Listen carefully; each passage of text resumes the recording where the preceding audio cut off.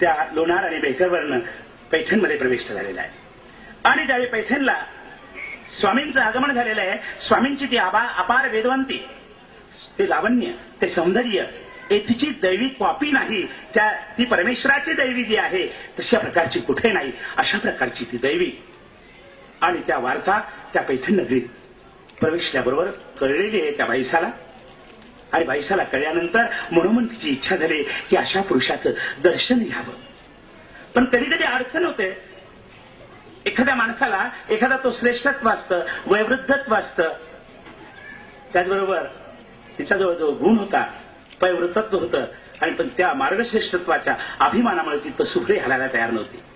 परंतु जीवाच्या उद्धारासाठी अवतीर्ण झालेला तो परमेश्वर त्या भक्ताचा, त्या जीवाचा शोध घेत घेत तिच्याच त्या गुंफेत गेलेले.